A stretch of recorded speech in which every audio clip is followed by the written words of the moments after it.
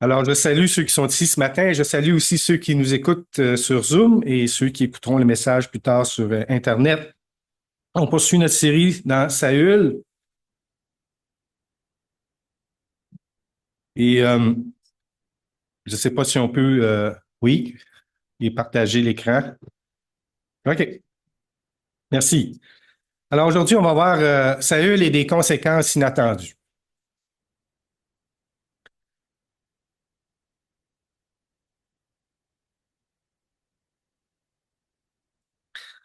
Conséquences inattendues, hein, la technologie, ça, c'est rempli de conséquences inattendues. Vous pensez que ça va fonctionner, puis ça vous éclate dans la figure. D'ailleurs, j'en profite pour dire à ceux qui ont vu que quelquefois on a manqué des messages sur Internet dans les dernières semaines. On a eu des problèmes avec l'ordinateur, problème intermittent qu'on est en train de régler. On y va étape par étape. Et on espère qu'aujourd'hui, il n'y aura pas de problème, ni dans les semaines qui vont venir. Fait que dans le message précédent que je vous avais apporté, on avait fait une pause pour parler spécifiquement des serments et des vœux. Mais on avait mentionné, entre autres, que lorsqu'on fait un vœu à l'Éternel ou un serment, il faut le faire. C'est Nombre 33 nous le dit. Puis il faut le faire sans tarder. On voit ça dans Ecclésiaste 5. Lorsque tu fais un vœu à Dieu, ne tarde pas à l'accomplir, car il n'aime pas les insensés. Accomplis le vœu que tu as fait. On peut dire la même chose des serments.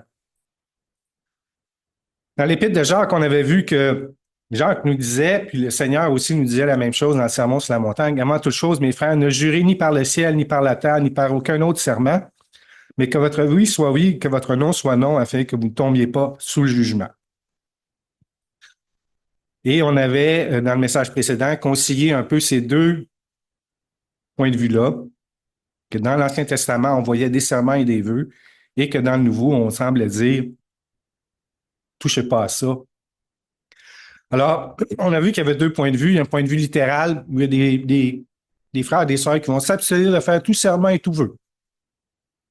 Puis il y en a d'autres qui vont dire, ben c'est selon le contexte de l'époque où les gens juraient pour un rien et que c'était dans le fond utiliser le nom de... On jurait, par exemple, par la table, par les lumières, par ci, par ça. Ça ne voulait plus rien dire. Donc, on avait dit, l'important dans tout ça, c'est pour nous, de nos jours, de garder une conscience claire. Moi, je vous avais partagé ma stratégie personnelle. Donc, éviter les serments et les vœux par défaut. Le faire si c'est nécessaire ou approprié. Des fois, il y a des obligations, des événements importants. J'avais parlé des vœux de mariage. Il y a certains serments qui sont imposés. Pardon. Et aussi de respecter ceux qui n'ont pas la même interprétation. Et j'en étais arrivé à une certaine conclusion. Comment appliquer ça dans nos vies? Bon, en disant d'abord, éviter les serments et les vœux en respectant notre parole. C'est évident. Que votre oui soit oui, que votre non soit non. Et si on fait des serments et des vœux qui sont intègres et justes, même s'il nous en coûte les accomplir, on jure uniquement par le nom de l'Éternel et on évite les serments insensés. On les confesse, les mauvais serments, les vœux en fin de s'en délier. Les serments insensés, on va en voir.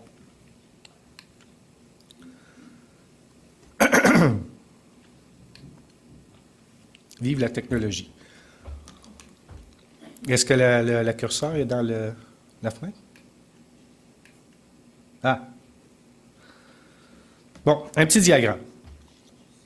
Alors, si je fais, on appelle ça un cadran, plus je vais vers le haut, mieux c'est pour les autres.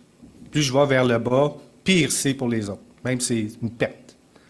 Et si je m'en vais vers votre droite, c'est un gain pour soi-même. Et si je m'en vais vers la gauche, c'est une perte. Plus je vais vers la gauche, plus c'est une perte. Plus je vais vers la droite, plus c'est un gain. Alors, c'est évident qu'un serment ou un vœu qui est bon pour moi et qui est bon pour les autres, ben c'est sûr qu'on va l'accomplir. Un serment qui est bon pour les autres, mais qui est moins bon pour moi, ou peut-être pas bon pour moi, la parole nous dit qu'il faut le faire pareil. Tu as fait ton serment. Si c'est pas bon pour moi, puis c'est pas bon pour les autres, c'est un péché. C'est un mauvais serment, mauvais vœu. Il faut le confesser. Même chose, si c'est pas bon pour les autres, bon pour moi, péché aussi. Alors, ça c'est ce qu'on avait vu la dernière fois. On va aller maintenant dans notre série sur Saül. On est rendu au 11e message de ce personnage qui est un peu énigmatique. Et on va continuer notre parcours pour découvrir vraiment qui il est. Notre objectif, c'est toujours de courir la course. Courons jusqu'au bout de la course qu'on nous propose. Regardons toujours Jésus. On veut terminer notre vie chrétienne correctement. Alors, si on regarde des points saillants, on a fait du chemin depuis le début. On a parlé de beaucoup de sujets, de bataille, de colère, de crainte de l'Éternel, de providence. On a eu des hauts et des bas. Et on s'est posé des questions sur pourquoi l'Éternel avait choisi Saül, puis est-ce qu'on pense que Saül aurait pu bien terminer la course? Puis on a vu qu'il avait reçu un encadrement propice, puis que Saül aurait pu établir sa dynastie, mais qu'il chute. On a vu qu'il avait désobéi, premièrement. On a vu aussi qu'il était incrédule dans certains cas. On a vu des applications pour nos vies. Alors aujourd'hui, on va traverser le col des serments sur notre route. Saül va exiger un serment de ses soldats. Puis la majorité des commentateurs vont dire que c'était imprudent, téméraire. Certains vont même dire que c'était idiot et insensé. Est-ce qu'ils ont raison? Quelle erreur Saül a-t-il commise? C'est ce qu'on va essayer de découvrir. Donc, on va commencer par une petite mise en contexte. Après ça, je vais vous présenter un petit drame en 3 actes. Premier serment de Saül, péché des soldats, confrontation entre Saül et ses soldats. On va essayer d'établir une ligne de conduite pour faire une conclusion. Alors, une mise en contexte, on va continuer dans la parole, 1 Samuel 14, 23, mais avant, on se rappelle que Jonathan était parti avec son porteur d'armes pour attaquer à 2 les Philistins, qui étaient plusieurs milliers, remplis de foi, se disant que l'Éternel peut délivrer à 2 autant qu'à 1000. Et effectivement, il va mettre les Philistins en déroute. Et ils vont s'enfuir en désordre, c'est le chaos chez eux. Saül est au sud, plus au sud, à quelques kilomètres dans la ville de Gibéa, où sur la colline, ils peuvent observer ce qui se passe du camp des Philistins. Alors, voyant ça, Saül décide de combattre. Il rassemble le peuple qui était avec lui. Il s'en va jusqu'au lieu du combat. Et il voit que les Philistins tournent l'épée les uns contre les autres. La confusion est extrême.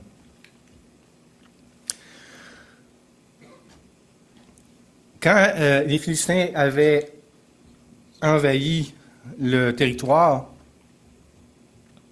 plusieurs des hommes de Saül avaient déserté, avaient été se cacher dans des grottes.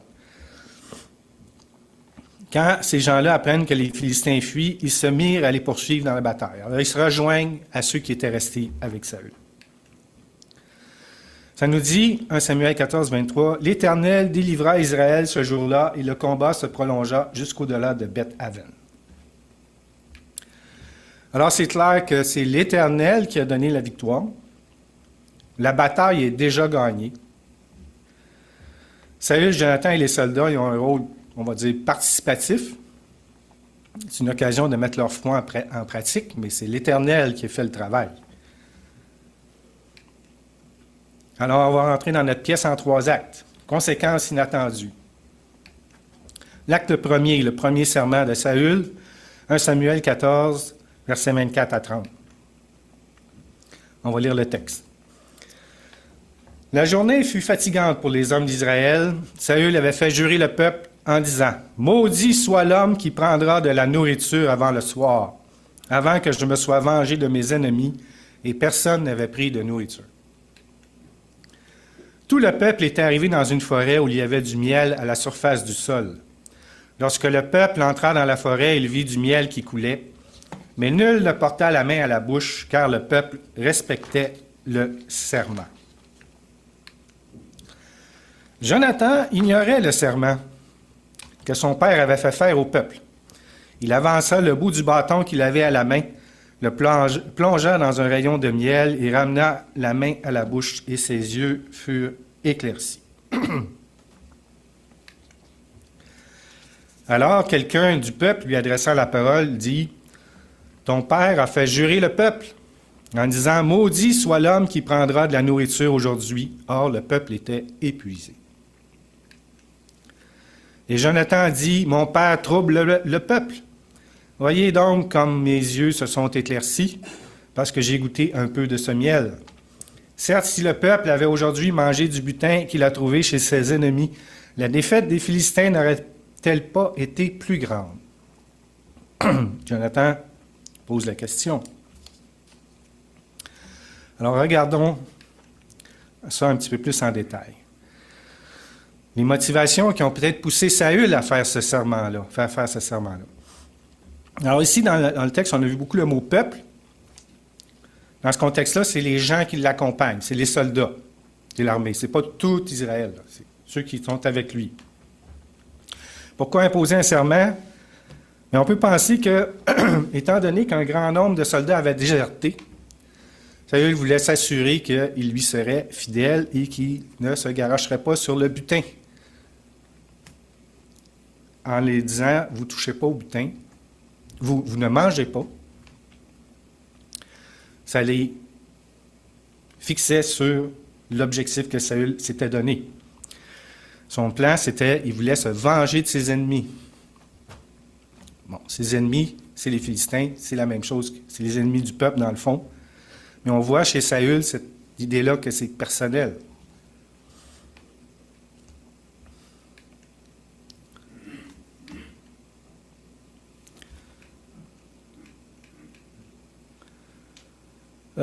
La technologie.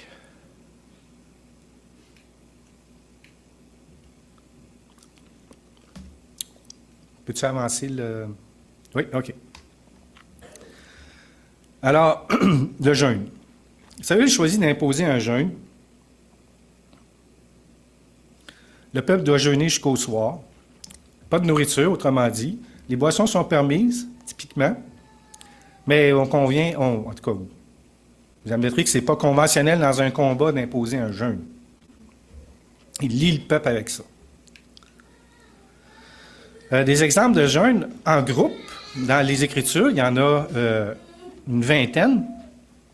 Un des exemples, c'est le jour de l'expiation, le Yom Kippour. On a aussi le jeûne d'Esther qui est demandé par la reine Esther avant de se présenter devant le roi.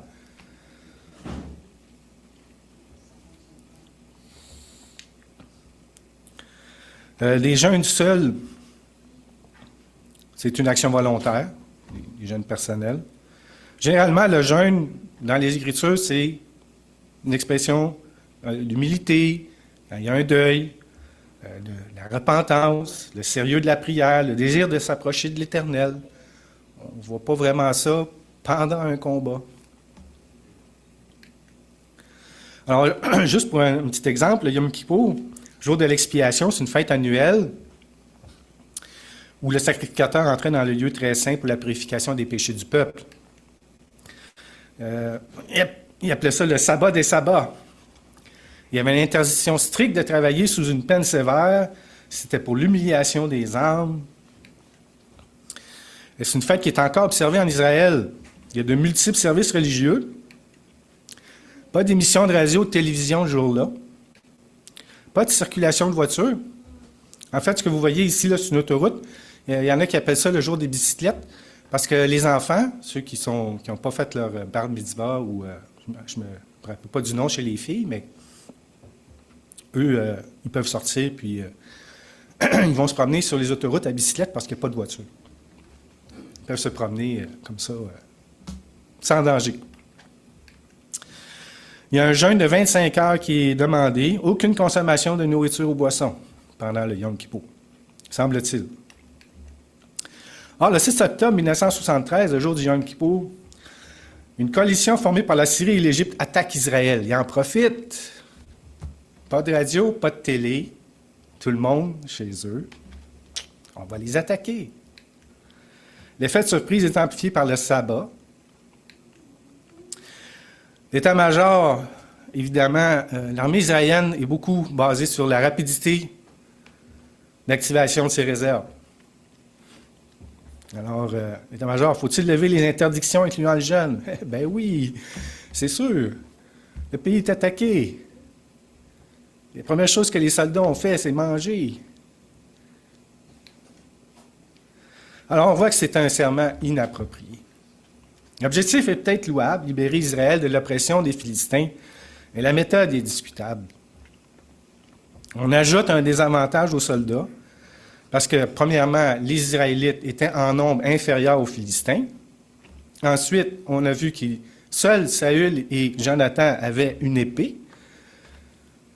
Bon, c'est sûr que là, dans la confusion et la débandade des Philistins, les Israélites ont peut-être pu récupérer des armes, mais ajouter la fin à ça, ça n'a pas beaucoup de sens. On peut penser à un jeûne en préparation au combat, se placer devant l'Éternel, mais pas pendant le combat. En tout cas, c'est mon opinion. Mais, bon, le serment a été fait, les soldats l'ont accepté. Il faut qu'ils accomplissent le serment. On l'a vu, psaume 15. Celui qui marche dans l'intégrité, qui pratique la justice et qui dit la vérité selon son cœur, il ne se rétracte point s'il fait un serment à son préjudice. Alors, la tentation arrive pour les soldats.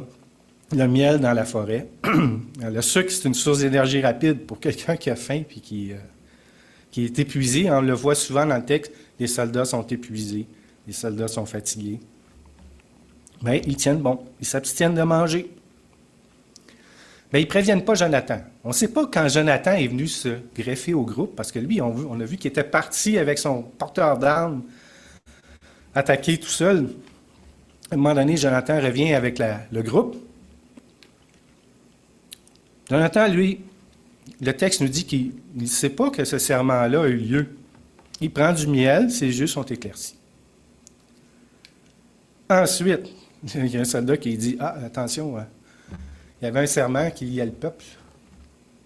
On ne devait pas manger. » Jonathan n'est pas content. Mon père a fait du tort au peuple. Est-ce qu'on aurait eu une plus grande victoire en mangeant du butin? Pose la question. Est-ce que Saül a fait du tort au peuple? On peut penser d'une certaine façon, oui. Est-ce que la victoire a été plus grande en mangeant du butin? Probablement. C'est pas certain. On peut se poser la question, est-ce qu'on peut saboter le travail de l'Éternel? Parce qu'ici, on a vu que la victoire, c'est l'Éternel qui l'a donnée. Moi, je pense que non, on ne peut pas saboter le travail de l'Éternel. Ce qu'on peut faire, par exemple, c'est que nos actions ont des conséquences. En bout de ligne, ce que l'Éternel voulait faire se réalise. Mais nous, ce qu'on fait, il y a des conséquences. On avait vu la providence qui disait que Dieu contrôle tout. Souvenez-vous de ce qui s'est passé dès les temps anciens. Car je suis Dieu, il n'y en a point d'autre, je suis Dieu et nul n'est semblable à moi. J'annonce dès le commencement ce qui doit arriver et longtemps d'avance ce qui n'est pas encore accompli. Je dis, mes arrêts subsisteront et j'exécuterai toute ma volonté. On s'était fait un petit modèle, là. Je ne sais pas si vous vous rappelez de ça. Alors, sur l'axe vertical, les possibilités, qu'est-ce qu'il est possible pour nous de faire? Sur l'axe horizontal, le temps. Et dans le temps, on voit qu'il y a comme des différents chemins qui s'offrent à nous, mais on s'en va dans une direction. C'est la direction que Dieu permet, dans le fond. Mais les chemins qu'on prend déterminent un peu ce qui nous arrive aussi, les conséquences. Si on fait des choses qui sont pas correctes, bien, il y a des conséquences. Et même, dans certains cas, des conséquences font en sorte que certains chemins vont être bloqués. Mais en bout de ligne, ce que je veux mentionner, c'est que Dieu réalise son plan.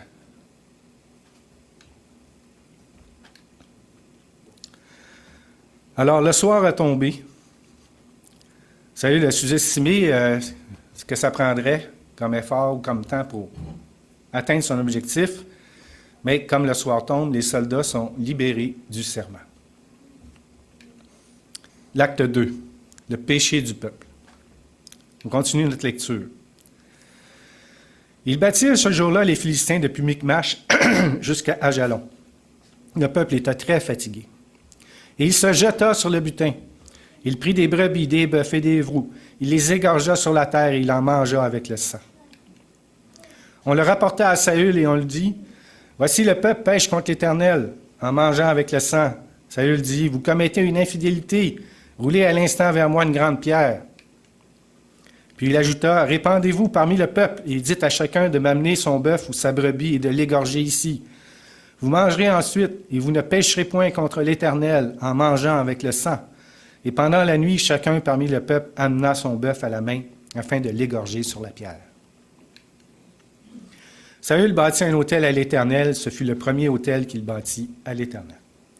Saül dit, « Descendons cette nuit après les Philistins, pillons-les jusqu'à la lumière du matin, et n'en laissons pas un de reste. » Il dit, « Fais tout ce qui te semblera bon. » Alors le sacrificateur dit, « Approchons-nous ici de Dieu. » Et Saül consulta Dieu. « Descendrai-je après les Philistins? Les livreras-tu entre les mains d'Israël? » Mais en ce moment, il ne lui donna point de réponse. Alors les soldats se jettent sur le butin. Prendre le butin, c'était coutume de la guerre de l'époque.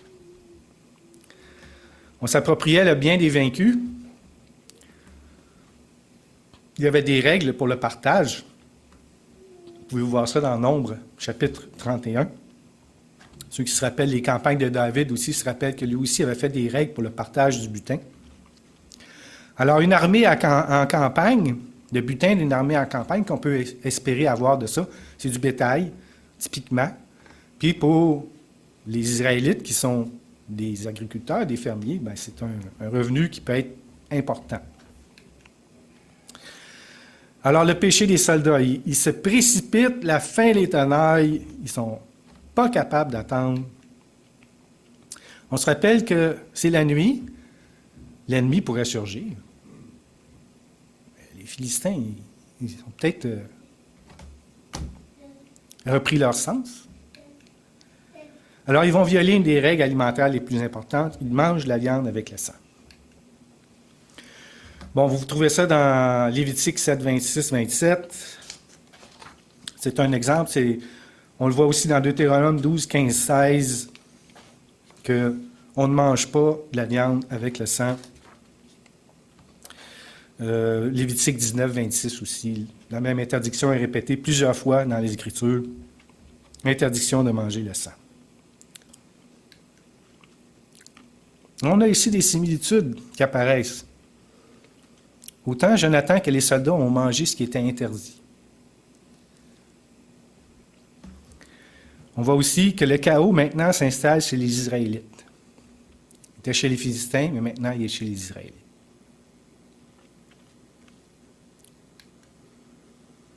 Saül est irrité. Il traite ses soldats d'infidèles. Le texte n'est pas clair si infidèle, en tout cas, le mot hébreu utilisé, c'est infidèle, traître. Est-ce que Saül voulait dire traître envers lui ou traître envers l'Éternel? Le texte n'est pas clair là-dessus. Mais son plan est contrecarré. Il va agir pour établir la situation. Il va s'assurer que le bétail est préparé convenablement. Il va construire un autel. La Bible dit que c'est le premier autel qu'il va construire à l'Éternel. Alors, typiquement, un autel, c'est pour offrir des sacrifices. On sait que les sacrifices dans l'Ancien Testament, c'était pour couvrir le péché du peuple. Alors, on voit que par cela, Saül va contribuer à la restauration de l'ordre dans le camp israélite. On pense, en tout cas plusieurs commentateurs pensent qu'une fois que l'autel a été fabriqué, il y a eu des sacrifices de fait en fonction du péché que les soldats avaient commis. L'ordre est restauré, l'armée est prête à combattre à nouveau. Alors, Saül expose son plan. On va les piller jusqu'au matin. Le serment est terminé. Comment je fais maintenant pour garder les soldats avec moi? Bien, le pillage. Le butin, ça semble les intéresser. On va leur dire, on va piller les Philistins. Alors, l'armée est prête à le suivre. Mais là, le prêtre intervient et dit, consultons l'Éternel. C'est un peu étrange là, que le prêtre arrive d'un coup comme ça. On va consulter l'Éternel. C'est pas mal clair que l'Éternel avait donné la victoire, puis que c'est clair qu'il voulait qu'on se débarrasse des Philistins. Alors Saül va consulter l'Éternel, puis il n'y a pas de réponse. Pas de réponse. Généralement, c'est qu'il y a quelque chose à Ridley, où il y a... Alors, on est là, fin de notre deuxième acte, quelque chose en suspens. Comportement de Saül, on peut lui donner des bons points cette fois-ci quand même. Il restaure l'ordre, puis il a construit un autel. Mais on va lui donner des mauvais points aussi. Il a utilisé des artifices pour s'allier ses troupes. D'abord un serment, ensuite la perspective du pillage des Philistins. Puis on voit que chez Saül, consulter l'Éternel, c'est le dernier recours. Ce n'est pas son premier choix. Il le fait quand ça ne va pas bien. Troisième acte, Jonathan échappe à la mort. 1 Samuel 14, 38. Saül dit, « Approchez ici, vous tous, chefs du peuple, recherchez et voyez comment ce péché a été commis aujourd'hui. Car l'Éternel, le libérateur d'Israël, est vivant. Lorsque même Jonathan, mon fils, s'en serait l'auteur, il mourrait. » Et dans tout le peuple, personne ne lui répondit. Il dit à tout Israël, « Mettez-vous d'un côté, et moi et Jonathan, mon fils, nous serons de l'autre. » Et le peuple dit à Saül, « Fais ce qui te semblera bon. » Saül dit à l'Éternel, « Dieu d'Israël fait connaître la vérité. » Jonathan et Saül furent désignés, et le peuple fut libéré. Saül dit, « Jetez le sort entre moi et Jonathan, mon fils. » Et Jonathan fut désigné. Saül dit à Jonathan, « Déclare-moi ce que tu as fait. » Jonathan le lui déclara et dit, « J'ai goûté un peu de miel avec le bout du bâton que j'avais à la main. Me voici, je mourrai. » Et Saül dit, « Que Dieu me traite dans toute sa rigueur si tu ne meurs pas, Jonathan. » Le peuple dit à Saül, « Quoi? Jonathan mourrait, lui qui a opéré cette grande délivrance en Israël, loin de là. L'Éternel est vivant. Il ne tombera pas à terre un cheveu de sa tête, car c'est avec Dieu qu'il a agi dans cette journée. » Ainsi le peuple sauva Jonathan, et il ne mourut point. Saül cessa de poursuivre les Philistins, et les Philistins s'en allèrent chez eux. Ça se termine bizarrement, hein? Le second serment de Saül. L'auteur du péché mourra, même si c'est son fils. Il commence par faire une première recherche auprès des chefs. Quel péché? Qui a commis le péché? L'Éternel n'a pas répondu, il y a un péché quelque part. L'armée reste silencieuse. Ils savent que Jonathan a mangé. mais ils ne le diront pas. Parce qu'ils savent qu'ils ne veulent pas que Jonathan meure. Ils ne disent pas un mot. Hein? Avant, ils disent oui, on va être avec toi. Là, pas un mot. Fait qu'on fait une seconde recherche. Hein? Encore une fois, l'Éternel en deuxième. Auprès de l'Éternel. Je vous avais déjà montré ça, le processus de désignation, un tirage au sort, soit avec un récipient avec des objets, mais aussi l'urin et le tumin, qui étaient sur le pectoral du grand prêtre, qui pouvaient être utilisés pour connaître. On posait une question à l'Éternel, puis avec ça, on pouvait connaître la réponse de l'Éternel. Comment ça fonctionnait, on ne le sait pas. Est-ce que c'était des bâtons, des dés, on ne le sait pas. Alors, la recherche du coupable. On voit qu'on commence par le peuple et Saül et Jonathan. Puis c'est Saül et Jonathan qui sont désignés. Ensuite, Jonathan est désigné entre les deux. Il y a comme deux tirages. Et Saül dit, « Raconte-moi. » Un peu comme Samuel avait dit à Saül, « Mais qu'est-ce que tu as fait? » Quand Samuel arrive et il a vu que Saül avait offert le sacrifice sans attendre Samuel. Alors Jonathan s'explique, il dit, « Oui, j'ai mangé du miel, puis je suis prêt à mourir. » Puis Saül persiste, que Dieu me traite dans toute sa rigueur si tu ne meurs pas, Jonathan. Il est prêt à sacrifier son fils parce qu'il a mangé un bout de miel. Il a perdu le sens des perspectives. Alors, Jonathan coupable. Moi, j'aurais peut-être pensé que, au tirage au sort, c'est Saül qui aurait été choisi, pas Jonathan. Mais non, c'est Jonathan. Qui le croit coupable? Saül le croit coupable. Jonathan lui-même se croit coupable, puis l'armée le croit coupable. Parce qu'ils se sont tus, puis ils n'ont pas voulu le dénoncer. Parce que le serment engageait tout le peuple. Puis ça incluait Jonathan. Dans la mentalité de ce temps-là, c'était ça. On a un principe juridique moderne qui dit « Nul n'est censé ignorer la loi ». Je ne sais pas ici s'il y en a un qui peut lever la main et qui dit qu'il connaît toutes les lois de la province de Québec. En tout cas, certainement pas moi. C'est pratiquement impossible de connaître toutes les lois. Mais on sait que si vous vous présentez devant un juge en disant « Ouais, mais je ne le savais pas », ça ne marchera pas. L'ignorance n'est pas admise comme défense parce que sinon, n'importe quel criminel pourrait dire « Ben, je ne savais pas, moi, que le meurtre, c'était pas permis. » Ah, OK, tu ne savais pas, c'est correct. On comprend que ça n'a pas beaucoup de sens. Bon. Mais un juge, par exemple, peut utiliser des circonstances atténuantes.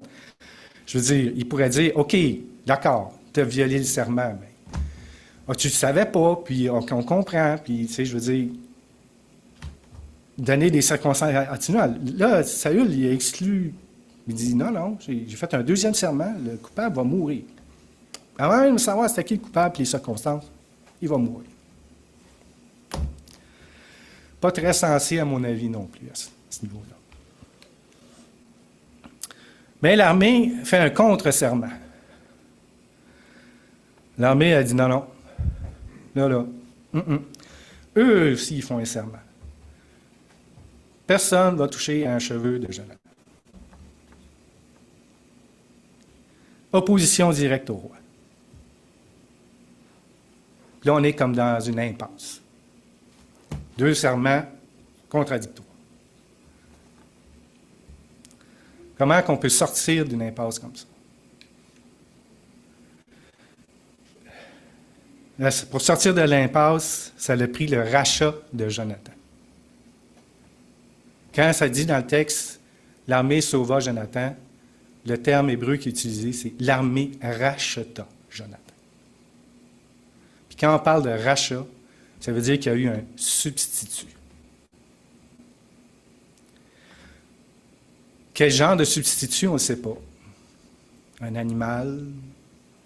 Il y a des portions de la loi qui expliquent comment une personne peut être rachetée, le premier-né, etc. Mais par le rachat, les deux serments sont satisfaits. parce qu'un substitut a payé.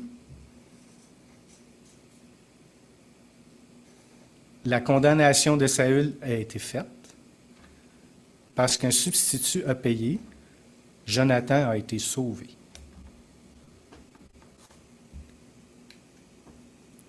C'est la doctrine de la substitution pénale.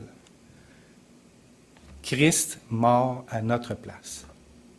Il est notre substitut. Parce que, d'un côté, on a la justice de Dieu qui condamne le péché.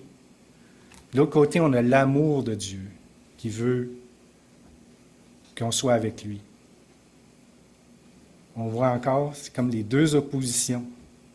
Comment faire en sorte que ça puisse être satisfait? Ça prenait un substitut. C'est Christ qui a été à la croix pour nous. Il s'est substitué. Parce qu'il l'a fait, on peut satisfaire la justice de Dieu et être en sa présence. La substitution pénale. Alors Saül va abandonner la poursuite.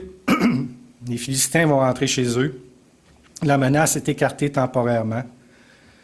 Mais Saül en sort fragilisé. On voit des défauts de caractère qui se manifestent. Son entêtement, premièrement, il aurait dû réaliser pas mal dès le début que ça n'avait pas de sens, son truc. Sa manipulation, d'essayer de tordre les choses pour que les gens fassent ce qu'ils veulent qu'ils fassent. Sa jalousie aussi. Il y en a qui se posent la question si Saül voulait peut-être que Jonathan meure, parce qu'il était peut-être un peu trop glorieux face à lui. Puis ça, c'est des choses qu'on a vues dans l'histoire. On pense au roi Hérode, qui a fait tuer plusieurs de ses enfants qu'il trouvait trop menaçants. Alors, le pouvoir qui monte à la tête, il ne faut pas s'étonner des fois de voir des comportements très mauvais. Alors, une ligne de conduite pour nous. On avait vu, on repart avec les 4 éléments, respecter les serments et les vœux en respectant notre parole, éviter les serments et les vœux en respectant notre parole. On voit que c'est peut-être une bonne idée d'éviter de faire des serments et des vœux. Si on en fait, les accomplir, éviter les serments insensés. Si on regarde maintenant, on en avait parlé de ces 4 cas-là dans le précédent message. Si on regarde les vœux et serments dans l'Ancien Testament, on prend le vœu, c'est un vœu de Anne. Ça, c'est un vœu qui a été bon pour elle et bon pour Israël. Elle a eu ses enfants et Israël a eu un grand prophète, Samuel. Si on regarde Josué, son serment avec les Gabaonites, bien, c'était bon pour les Gabaonites, mais c'était pas bon pour Israël. Mais il l'avait fait. Il avait juré par l'Éternel, ils devaient le respecter. Ils n'ont pas attaqué les Gabaonites. Le serment de Jephthé, bien, lui, c'est perdant-perdant. Il a perdu sa fille, il a perdu sa descendance. C'était pas très brillant. Et Hérode pouvait peut-être penser que la perte de Jean-Baptiste, parce qu'il avait promis, demande ce que tu voudras et je te l'accorderai. Et ce qu'on lui a demandé, c'était la tête de Jean-Baptiste. Il dit, bien, peut-être qu'il pensait qu'en se débarrassant de Jean-Baptiste, c'était un plus pour lui, mais c'était certainement pas un plus pour Israël. Alors, si on regarde le serment de Saül, on voit que lui est carrément dans le cadran des pertes. Pertes pour lui, pertes pour le peuple. Alors, les conséquences inattendues. C'est sûr que toutes ces personnes-là qui ont fait des serments, quand ils ont fait le serment, ils ne pensaient pas qu'il allait être perdant-perdant. Ils pensaient tous qu'il allait être gagnant. Mais en réalité, ça a ajouté un fardeau à son armée, ça a favorisé le péché de ses soldats, il a pratiquement causé la mort de son fils, puis ça a été une source de rébellion. Alors, comment on peut se mettre, nous, à l'abri? Comment puis-je savoir si je fais les bons choix? Parce qu'on a des connaissances limitées. C'est facile de dire après coup, ben si j'avais su, je ne l'aurais pas fait. Hein? Ben, on est tous comme ça. Mais des fois, on prend des décisions puis on n'est pas certain. Fait que la première chose que je vous dirais, c'est que l'Éternel n'est pas un plan B. Saül se tourne vers l'Éternel en cas de problème. Et Samuel avait averti le peuple. Il avait dit, craignez l'Éternel, servez-le, obéissez à sa voix, ne soyez point rebelles, attachez-vous à lui. Et ça prend. Quelquefois, il faut savoir dire non aussi. L'armée, certainement, elle devait savoir que ce n'était pas une bonne idée le serment de Saül. Puis aussi le deuxième serment. Jonathan, c'était lui qui avait l'instigateur de la victoire par sa foi. Ils ont bien vu que l'Éternel était avec Jonathan. Ils ont bien vu que la sentence était exagérée. Ils suivent Saül dans cette voie-là, ça a été commettre un péché, mais ils ont eu sagesse et courage de dire non, non, non. Pour nous aussi, des fois, il faut savoir dire non. Éviter le péché malgré les pressions. Des fois, ça peut être nos patrons qui mettent des pressions, les autorités, nos entourages. Savoir dire non aussi, c'est être prêt à faire face aux conséquences. Il y a longtemps, j'avais suivi un cours de gestion de projet dans le cadre de mon travail. Puis ça a donné que c'était un chrétien qui nous donnait le cours. Puis il nous avait dit, il dit, ce qui va être le plus difficile pour vous dans votre carrière, ça va être de dire non à votre patron. Parce que votre patron va arriver, il va vous dire, je veux que tu fasses ça. Je compte sur toi, là, puis je sais que tu vas être capable. Là. Mais si vous savez que c'est pas faisable, ou si vous savez que c'est pas correct, il faut que vous disiez non. Mais votre patron va vous mettre de la pression, là, il va dire, ah, ben oui, mais là, écoute, là, on va arranger ça, ou, ben, tu veux-tu garder ta job?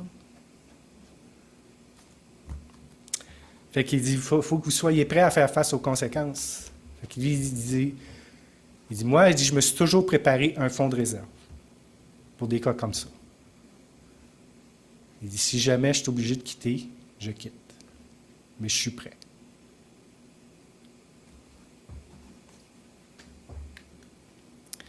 Reconnaître ses erreurs.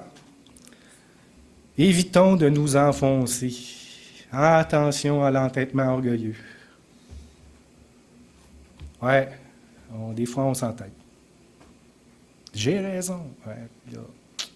Non, pas toujours. Il existe un point de non-retour où si on persiste, on va aggraver encore les conséquences. Confesser nos péchés, c'est évident, au Seigneur, pour être rétabli. Alors, en conclusion, Israël est délivré, la victoire vient de l'Éternel.